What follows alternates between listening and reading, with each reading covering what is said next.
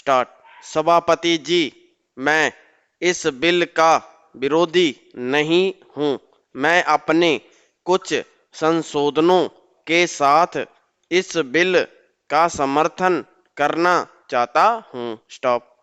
मैं कहना चाहता हूं कि राष्ट्रीयकरण से पूर्व जिस ट्रैक्टर की कीमत 60,000 रुपये थी, राष्ट्रीयकरण के बाद उसकी कीमत दुगुनी हो गई है। जब से यह काम सरकार ने अपने हाथों में लिया है, तब से ट्रैक्टरों के दाम बढ़ गए हैं। स्टॉप। यही कारण है कि सरकार को इसमें इतना लाभ मालूम पड़ रहा है। ये मनमानी कीमत किसानों से वसूल रहे हैं। जितने दाम बढ़े हैं उस हिसाब से तो इन कारखानों को करोड़ों रुपए का लाभ होना चाहिए था। पैरा।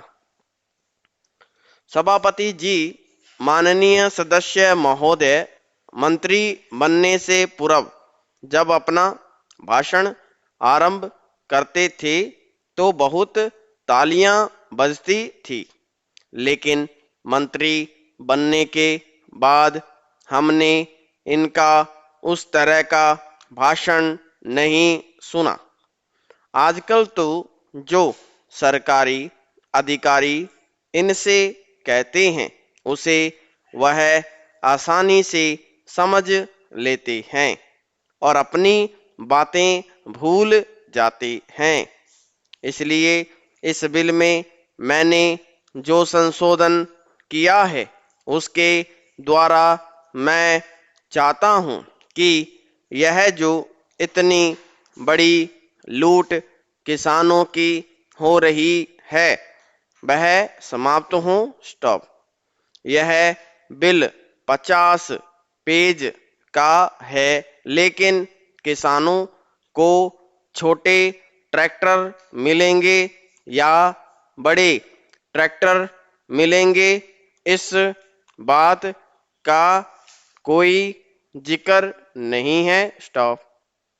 सारे देश में कानून के द्वारा किसानों के पास छोटी छोटी जमीनें होती है, लेकिन ट्रैक्टर का कारखाना अभी तक बड़े ट्रैक्टर ही बना रहा है। स्टॉप।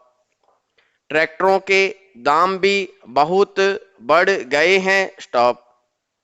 यदि किसानों को ट्रैक्टर खरीदने के लिए सरकारी कर्ज न मिले तो कोई किसान इतना महंगा ट्रैक्टर नहीं खरीद सकता।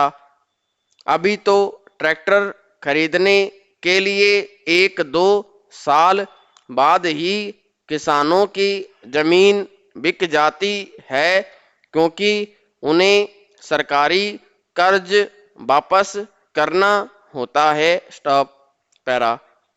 महोदय, यद्यपि मैं इस बिल का समर्थन करता हूं, लेकिन मंत्री महोदय से यह कहना चाहता हूं कि इस पर जनता की राय ली जाए।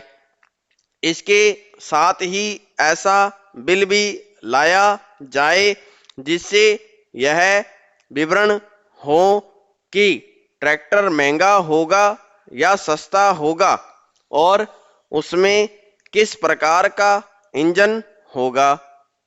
स्टॉप। बिल में यह प्रावधान भी हो कि राष्ट्रीयकरण के बाद जो भ्रष्टाचार बढ़ गया है उसको कैसे दूर किया जाएगा। स्टॉप।